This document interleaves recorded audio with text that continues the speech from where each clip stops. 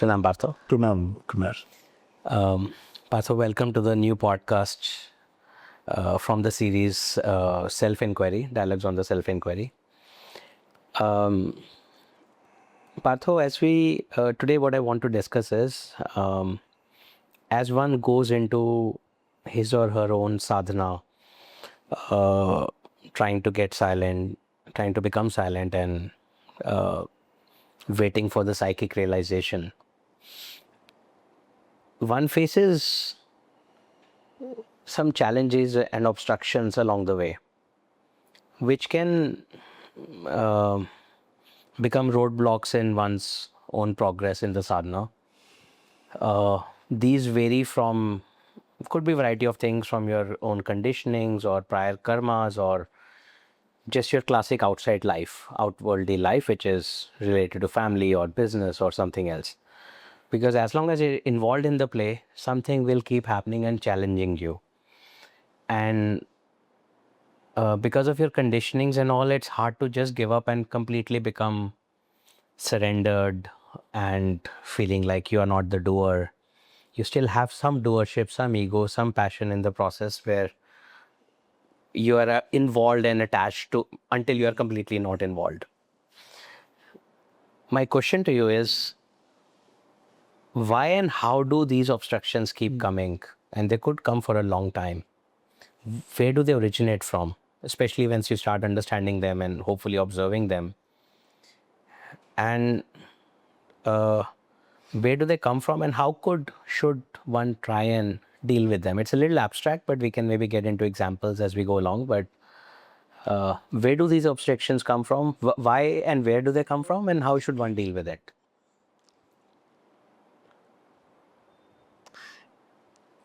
Yeah, it is a bit of a wide question.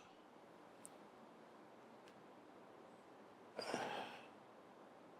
think the first kind of difficulty that one gets is because of oneself, one's own nature, one's own habits, one's own conditionings, and then difficulties that come to you because of the environment in which you are living and working. And I mean, other people around you, especially those who are trying to do the sadhana while they're in their family lives. So that brings its own difficulties. So these are more or less superficial kinds of difficulties, and every seeker has to go through. And then there are deeper difficulties, the deeper habits of the being, habits of the mind. Then still deeper there is constitutional ignorance, fundamental ignorance, kind of a permanent cloud over your mind, a cloud of not knowing, not understanding, as if you're always living in a kind of a fog. So you can't see clearly. Even if something is held right in front of your eyes, you can't see it. And I think there would also be difficulties related to your karma. Not just karma of this life, but past life karmas. So these would be the difficulties.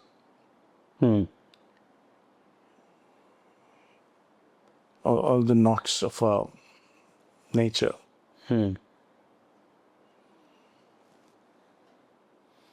The first, of course, would be the knot of the ego. That's for most seekers, that's the most difficult. This sense of the I. I am, I do, I am doing the sadhana, I am understanding, I want this out of my sadhana and all that. So yeah. And if one is able to try and resolve intellectually first, hopefully, and then inwardly as well, the I not. A lot of the problems would start disappearing,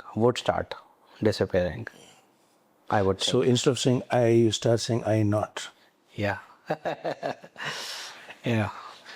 Maybe Apple That's can Kunalism. maybe Apple can launch a product like this. I not $999. But the moment you start, I feel I understand that I would be the biggest knot, and it links very closely, deeply with every other knot. Yes. Because the moment you let go of I, it's not me doing this. It's not me sitting here. It's being done through me. Then if it comes good, bad, anything, positive, negative, anything is just not mine. And as long as it's not mine, a lot of the knots start dissolving. I knot is the biggest and the toughest, and that's primarily because we've been brought up into that conditioning and belief and the fog of this ego. Yeah. Because the moment I goes, your family goes away, your work goes away, your own. I mean, in the sense that it's not your. It's just That's a very radical thinking. Yeah. But you're right. I mean, if the central I am this person, and I possess that personality and that character, and I possess these qualities and these relationships and all that. Ahankar, as we discussed once. So the many layers of ahankar, akar that our aham takes. So the pivot of the whole thing around which this whole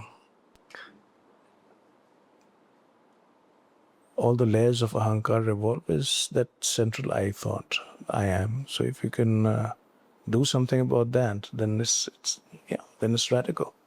Everything goes with it. If you can't say I am, then how can you say I have that? How can you say I want that? So being, possessing, I am, I have, and this wanting to become, I want to be, and I want to have. So it's always being and having what I already am and what I want to be, and what I already have and what I want to have. These are the major layers of ahankar. So if you can do something about it, you're free. It's not easy. Easier said than done. but yeah. So one is to first understand this better intellectually, deeply, with many examples and shlokas and understandings, and deepen it. And then second, I think you had mentioned in one of the previous discussions we had, one of the podcasts, that it's like you continue playing the role in the movie, but knowing very well that you're just an actor. The role is being done through you. Never attaching yourself emotionally Not to identifying with not the role. identifying with the script or the things that the movie is meant to dramatize and show. And at the end of the day, behind And the not scenes, identifying with the role that you're given. Just to consider whatever you're doing is just a role. correct. Yeah. I mean, that's a fundamental realization and a liberation that I'm not really this person. It's just a role I'm playing. And, I can give it up any time I choose to or I need to. Yeah, I mean, that's a fundamental, as I said, a fundamental liberation if you can come to that. But how many of us can even see the life that we are living as a play, as theater? Again, easier said than done. I mean, these things, they are good as metaphors. Doesn't so easily happen in real life. And if once you come to that understanding and hopefully start living it or trying to live it, of course, the challenges would be that your nature still is different from your nature is of attachment versus not your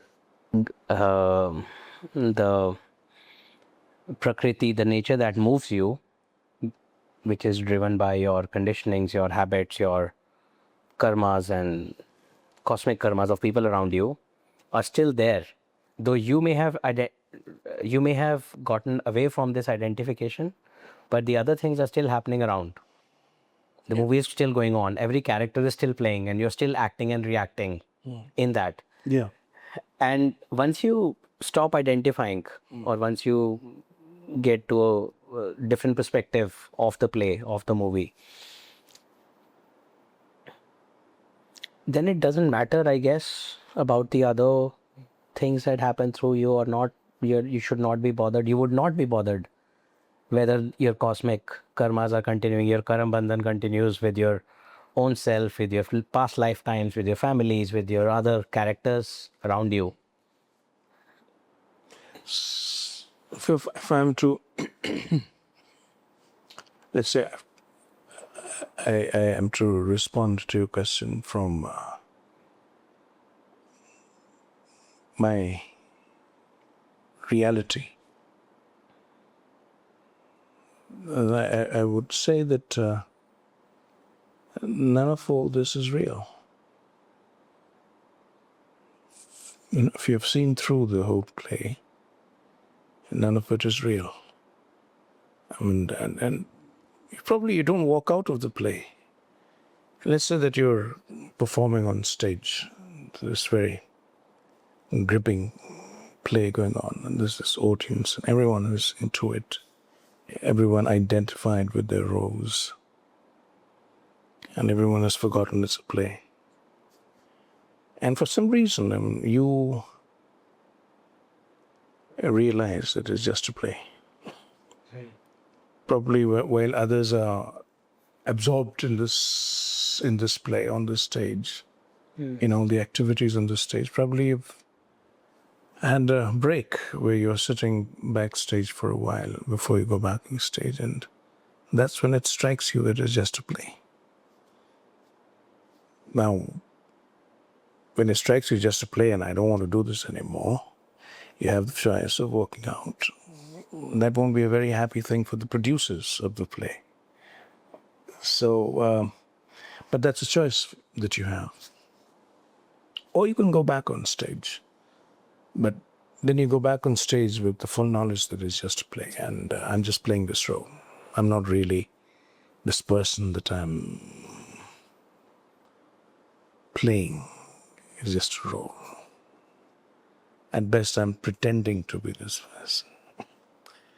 So you go back on stage and you let the play go on. You don't disturb the play. You don't disturb the other actors. You don't ask to change the script. Just because I now know it's a play, let me change this. You don't do that. And you don't disturb the other actors. Tell them that, hey, you know what, this is just a play. You don't do that. Because why would you be a disruptor? In fact, once you know it's a play, you play along, won't you? And you play along. And nothing matters. Would one thing change though, that after that play is done, you may or may not be equally interested in doing more plays? Yeah, if you are thinking of a point where that play ends, and this is a metaphor, in this metaphor the play doesn't end till you probably die. Or, you know.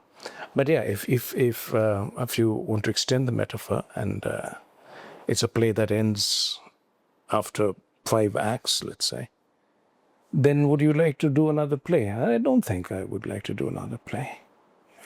Let's say I've had my fill of plays. You'll grow out of it. You'll grow out of it. Just like a child would grow out of. Once you know it's a play, you've already grown out of it. Yeah. If you haven't grown out of the play, you don't realize it's a play. You're still completely identified with it. But once you understand it's a play, You've already outgrown it. And as I said, then you're just playing along. And I wouldn't even say you're playing along because it amuses you to play along. It probably doesn't amuse you. I mean, it's not too amusing after a point to see the other characters going through their messy roles and all the crying and suffering and the desires and fears. And at one time you were involved with all that. You thought that was reality. And now it's just a play. And probably not a very well-written play at that. So it even ceases amusing you after a while. That's what you mean when you say that your rasa would not be in that. Yeah, the rasa is no longer in the play. Yes. Yeah. It's And I guess, and this is coming from me inside as well, that this is where you start losing interest into the common play things, the worldly things, classic capitalism of acquiring things, owning stuff. yeah. You know, So if you leave the metaphor aside yeah. and talk about someone who has realized the truth, the self, however you want to put it. Let's be simple. Someone who's woken up.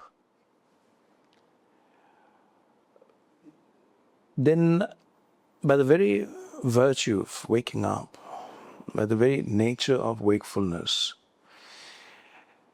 you see things as they are. So suddenly you see this thing that you wanted to acquire as a rag doll, let's say. Are you getting me? Yeah. Let's say you wanted this beautiful object, and then waking up, and in the dream it really looked beautiful, enticing. You know, and suddenly you wake up and you see that it's just rag doll, and you in your dream you were imposing all the glitter and glamour on that rag doll, but now you just see it as a rag doll, but you still want to acquire it. And no, you're not interested in acquiring rag dolls. And then you become very acutely conscious of time. And this is a bit of a paradox, because waking up you also realize that there's no such thing as time.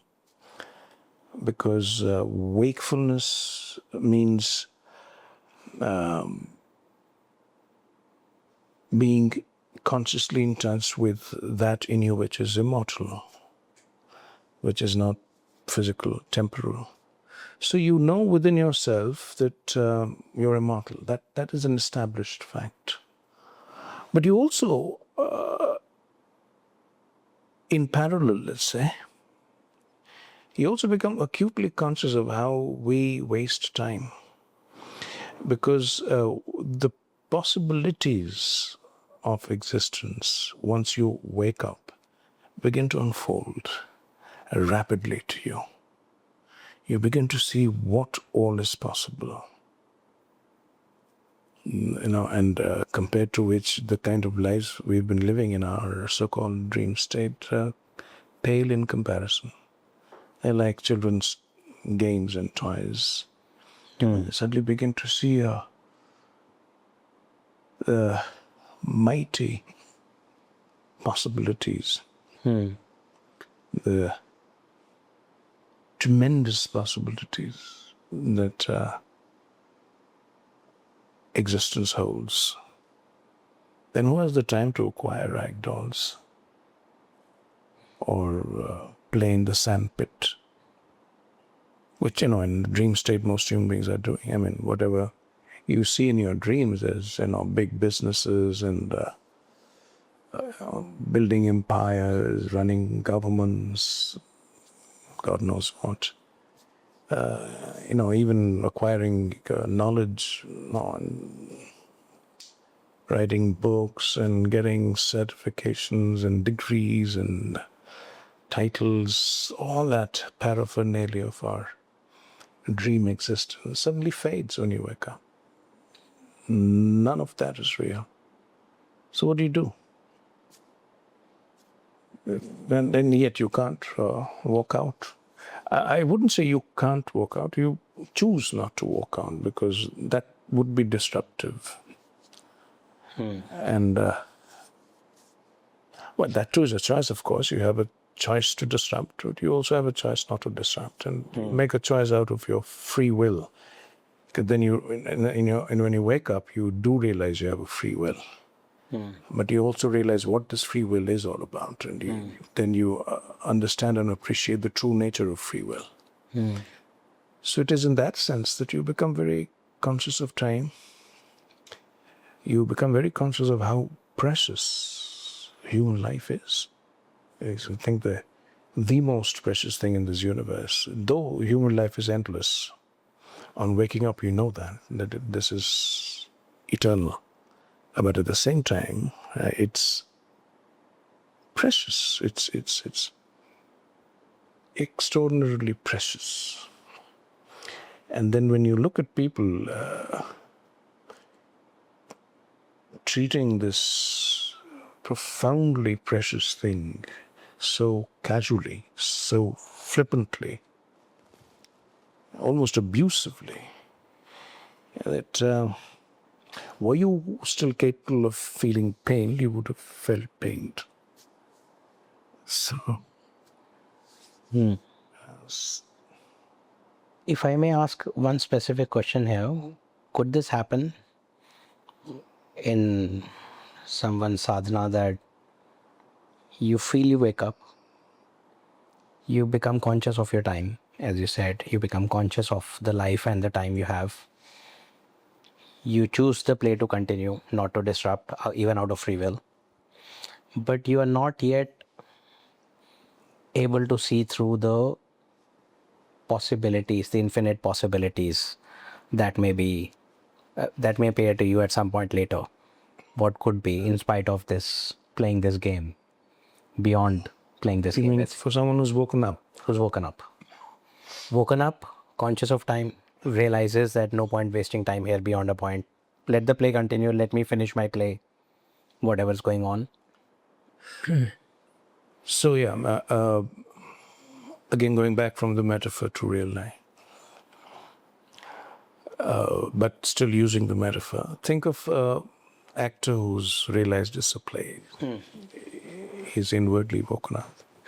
And he chooses to let the play continue. He doesn't want to disrupt it. He's still there, playing his role. But the role occupies so much,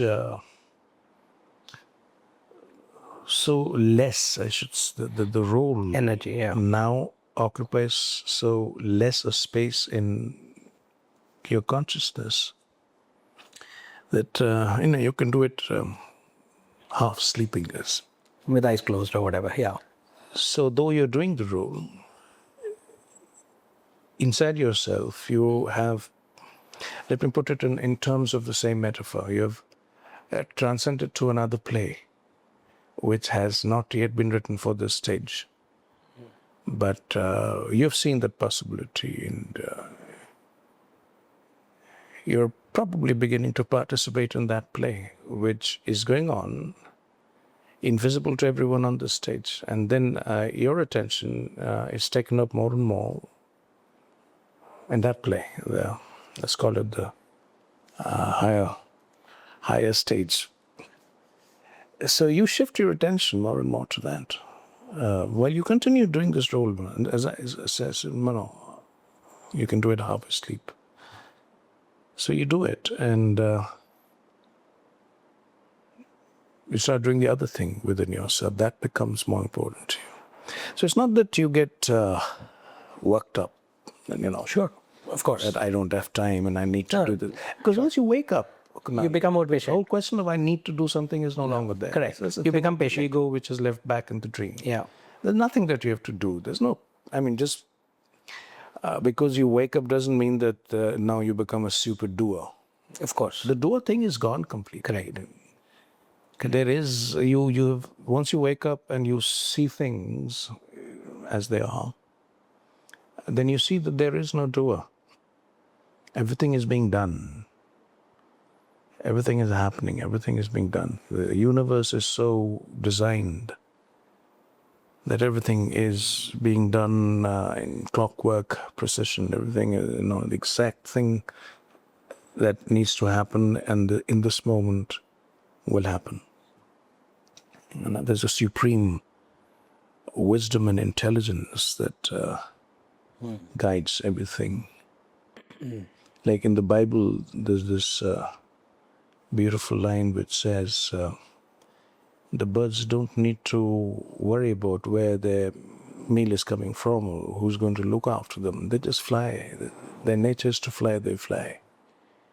So too for human beings. Sure. This whole question of personal responsibility and I need to do this, and if I don't do this, that will not happen. All that is gone. So there's no pressure. There's no pressure. There's no need. There's no compulsion, neither lower nor higher. The Lord does through you whatever the Lord chooses to do. It is no longer your concern. So you on waking up, you realize that you never were a doer. You were always an instrument. And that is the reality. Even when you're actually asleep and dreaming, you're still actually an instrument. Even in your dream state, you're an instrument, but you don't know that. Because in your dream state, the doer is so strong. But when you wake up, the doer is gone, and you realize that I always was an instrument, and that's what I am. Does your dream state change as well? The doership, when it goes from the waking life and then you really wake You're up? not dreaming anymore, so what's there to do in the dream state? It doesn't matter. I mean, what would you say? Dream state changing means what? That I want to acquire that rag doll, and now that I'm awake and the others are still sleeping, I can take that rag doll and walk away. Yes, I can, but what's the good use of walking away with the rag doll? Let those who are sleeping and playing with rag dolls still play along. with the rag. I mean, how does it matter? I guess what I'm trying to say is that once a doership goes away from you,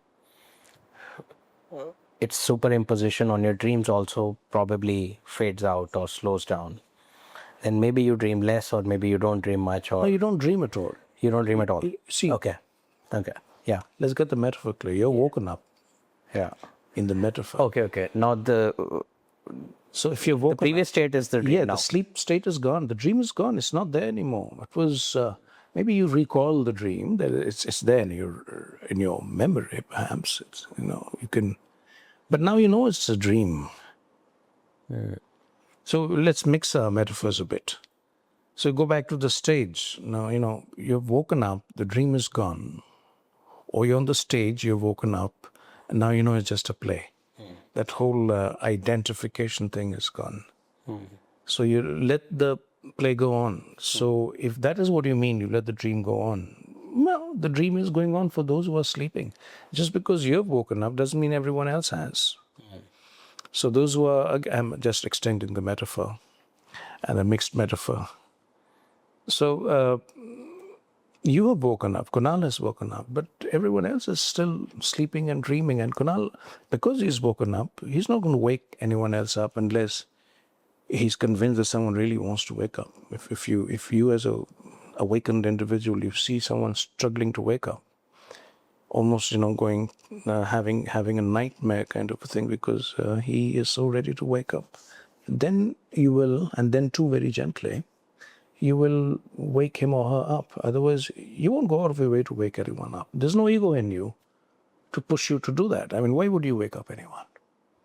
You need a reason, right? And the reason comes from the ego or from the direct command of the divine. No third way. So the divine moves through you to wake up an individual. It'll happen. You have, again, nothing to do with it. The divine through you will wake up the person. But left to yourself, you won't do it. So let the dream continue. How does it matter? And one last question from your personal experience. How lonely does it get to be woken up? Until you completely connect with the higher order play, which takes time, I guess. It doesn't get lonely in the sense humans use the word lonely.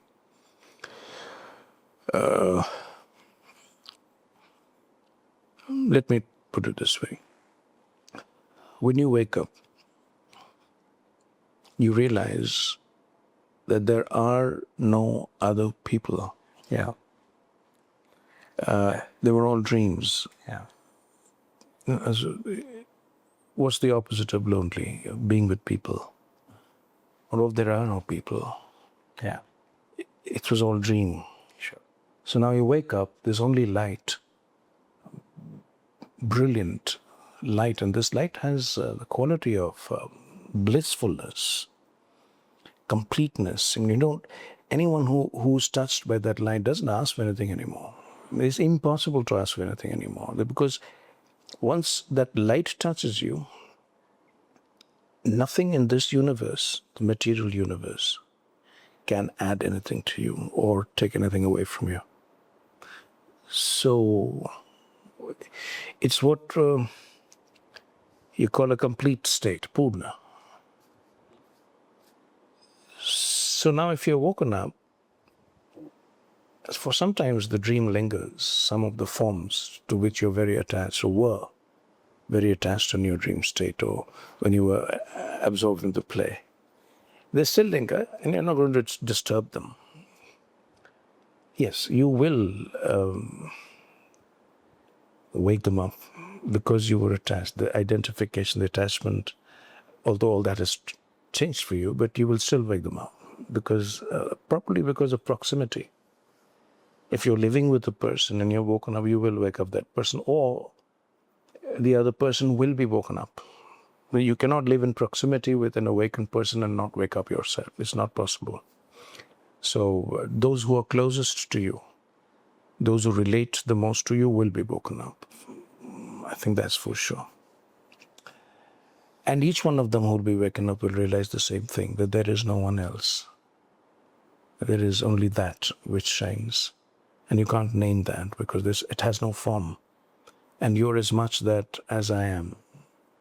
So what that state is, incredibly difficult to explain in words. But definitely not lonely. Sure. It's a purnata. Yeah. Yeah. Like a river meeting the divine, meeting the sea eventually, flowing down and meeting the sea. It's not that it went alone. It's just Yeah, as long as one. it's a river. I mean, you've brought in a third metaphor now, Yeah. which is fine. Yeah. A river can feel that it's lonely and it needs other rivers to move with it. But once the river has gone into the sea, the river is no longer there. Yeah. The eye is So gone. who's going to feel lonely? Yeah. Who's going to feel anything at all? Great. Partho, thanks for this delightful conversation. Till we are back again. Thank you. For now.